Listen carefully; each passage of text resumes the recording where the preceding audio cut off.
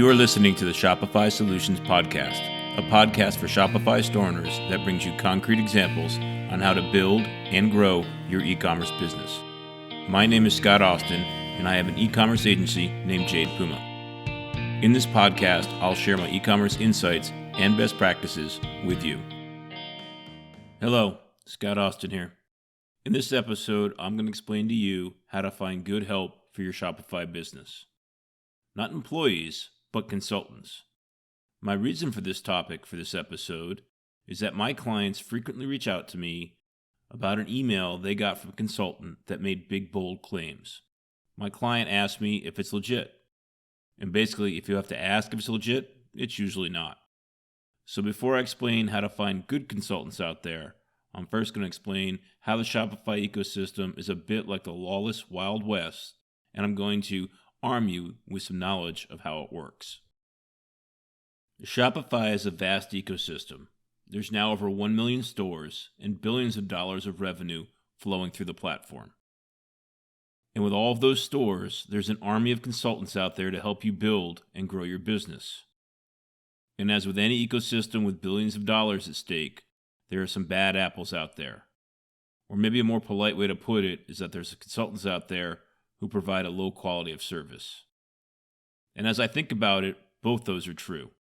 The plain bad consultants who are just trying to get as much money out of you as possible. And there are also the poor quality consultants who don't have the skills, experience, or desire that your business deserves. The consequences of a low quality consultant can include, number one, getting bad advice. In many situations, there are multiple ways to solve a problem. And more than one of those ways can be fine. But some ways are just plain bad or wrong. So a low-quality consultant is going to provide poor advice and lead you in the wrong direction. Number two, focusing on the wrong things. Following bad advice can have you focusing on the wrong parts of your business, which can end up wasting a lot of your time. For example, I've had clients that have spent a lot of time on influencers based on a consultant's advice, only to have that effort bear no results. Number three, wasting money. It's easy to spend a lot of money on your business that bears no financial return. I've had many clients who have told me that they had consultants waste thousands and thousands of dollars on ads with little or no sales revenue in return. The same is true with SEO. It's easy to go bankrupt when spending money that doesn't generate profit. I've even seen stores go out of business as a result of following bad consultants. And here's the thing, there's no shortage of poor quality consultants out there. And they're using aggressive marketing tactics to find you. So let's start with how they find you. I like to bucketize the techniques as push and pull. In the push bucket, they're sending you emails or trying to contact you in other ways. In almost every Shopify store is getting these cold emails every week. In fact, I got one while making this podcast. Common emails include promises to improve your SEO to get you to the top of Google search results, promises to get you traffic from Facebook, Pinterest, or other social platform, promises to boost sales with affordable ads, and even more types of promises.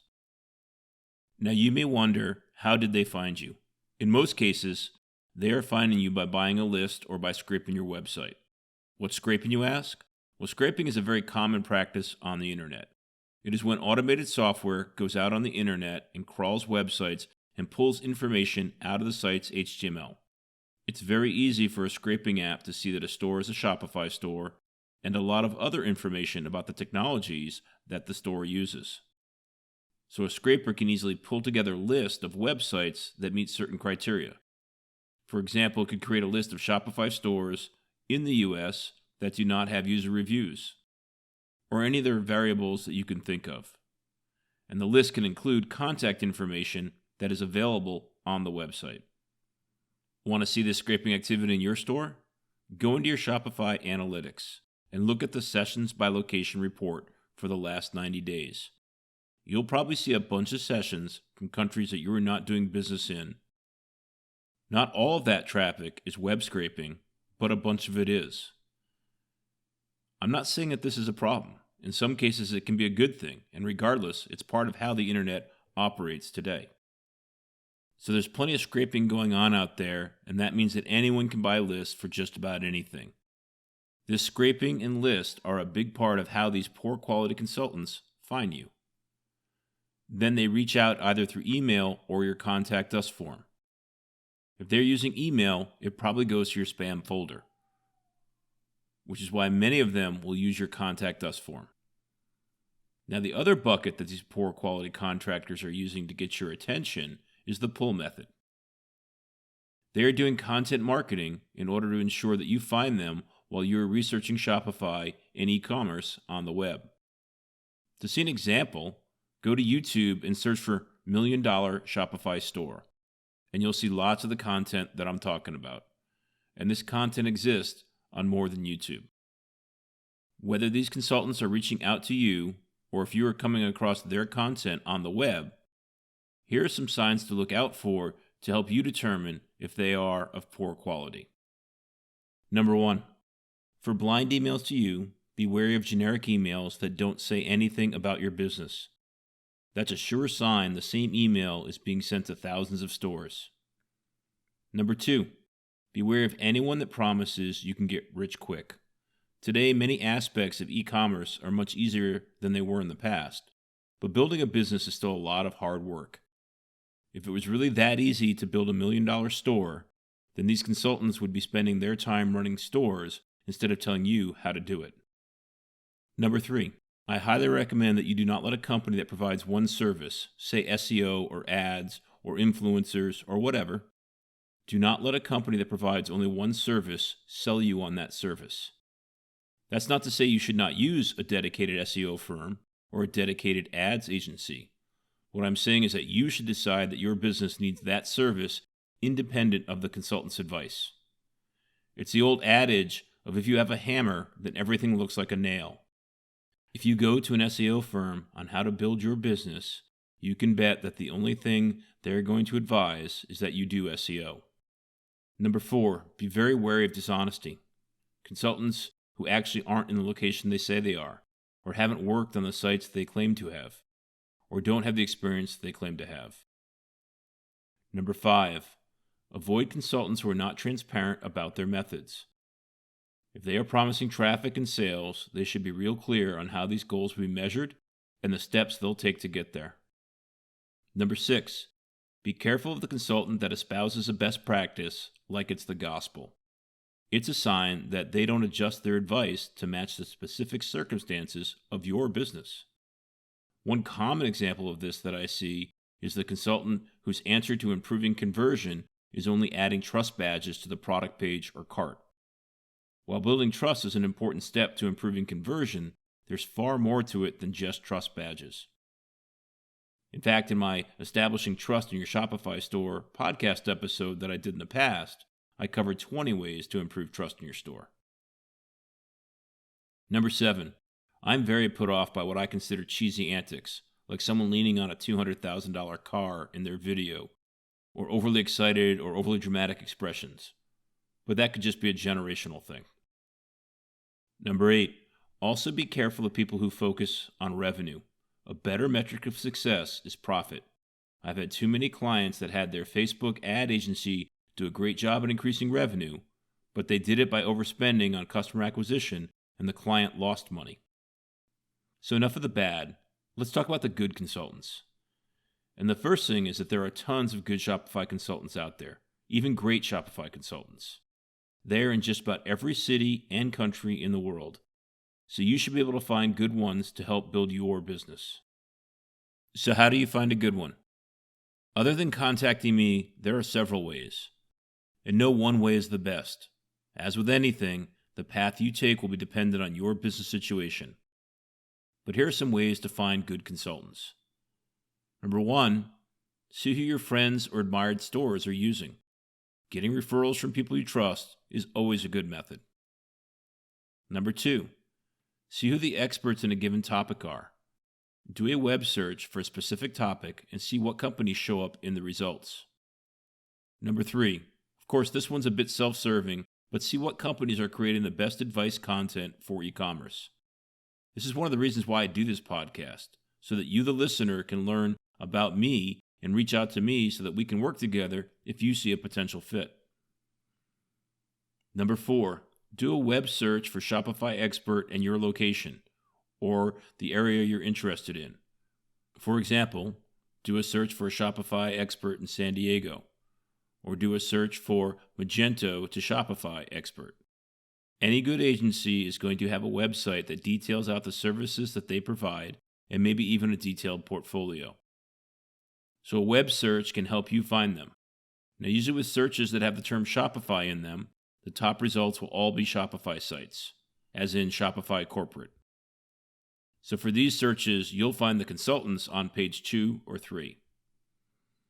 Number 5, look on the Shopify Experts website. Now I'm going to focus on Shopify Experts and Shopify Partners for a bit, so that you understand these programs. Shopify Partners is a great program run by Shopify that gives agencies like mine some tools to help me in supporting your stores. Those tools include collaborator accounts, which give me access to your store admin without taking one of your valuable staff accounts. Your store can have unlimited collaborator accounts, but your staff accounts are limited by the Shopify plan that you are on. I can also create free developer stores, which are useful in testing and prototyping before making changes to your live revenue-generating store. Any agency that is going to touch your website should already be a Shopify partner because creating an account is very simple. And if they haven't already done so, it's a good sign that they are not that knowledgeable on Shopify. The other program is Shopify Experts. Companies have to go through an approval process with Shopify to become an expert. They have to have worked on a certain number of Shopify stores in specific areas to get into the program. So Shopify Expert is a step above a Shopify partner. And all Shopify experts are also Shopify partners. Shopify experts can be listed in the Shopify Experts site that you can browse through. In 2019, the Shopify Experts site received a complete overhaul, and now you can look at and engage experts for very specific tasks. But for the consultant, there are some downsides to jobs that come through Shopify Experts. The quality of these leads is pretty poor. Many of the stores are shotgunning their needs out to as many experts as they can, and some stores aren't very serious about the projects they list on the site. So many of the top agencies don't list themselves on the site or just list themselves for the most expensive projects. And a successful agency will deprioritize the leads coming from experts as some of it is just noise, and they're getting better quality leads from other sources. So let's say you've identified some consultants that you were interested in working with. Here's some best practices to follow to help pick the right one for you. Number 1, have a phone call with your prospective consultants. A big project is going to require a lot of coordination, and things always won't go smoothly. So you're going to want a company that you are comfortable with and feel like you can collaborate with. Number 2, share your numbers. The more a consultant knows about your business, the better they can help you.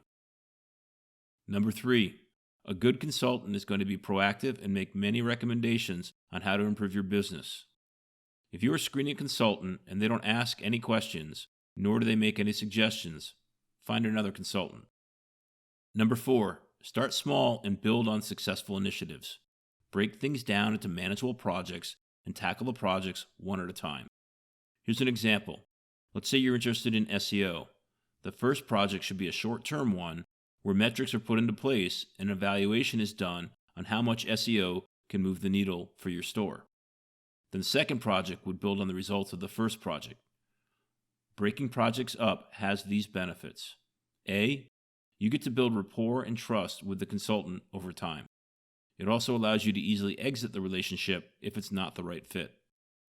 B, results and learnings from earlier projects will make you more informed to make better decisions on later projects. Number 5, a good consultant is going to be clear on what services they provide and what services they don't provide. For example, I do site migrations, site builds, redesigns, and feature enhancement. I don't do advertising or social.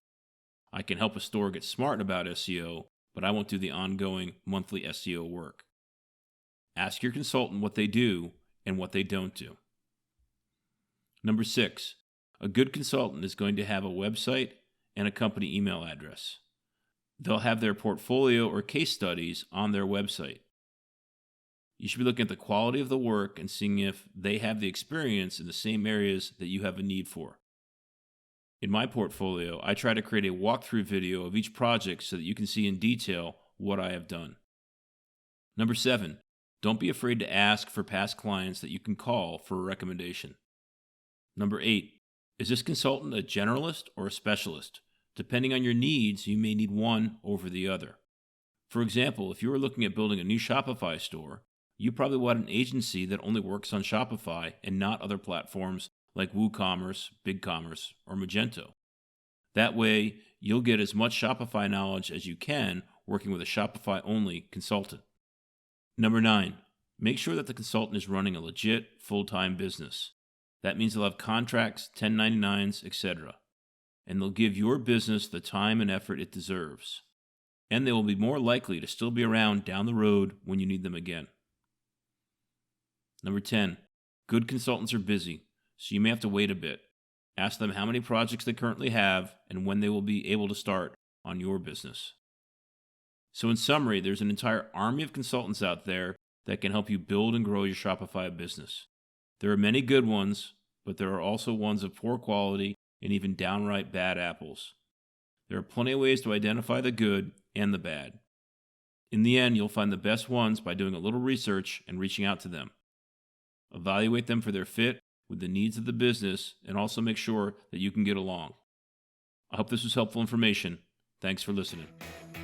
You've been listening to the Shopify Solutions Podcast with Scott Austin. This podcast is brought to you by Jade Puma, a full-service agency focused on Shopify. If you like what you heard, please leave a review and subscribe on iTunes or wherever you get your podcast. If you have a question or comment, please send an email to scott@jadepuma.com.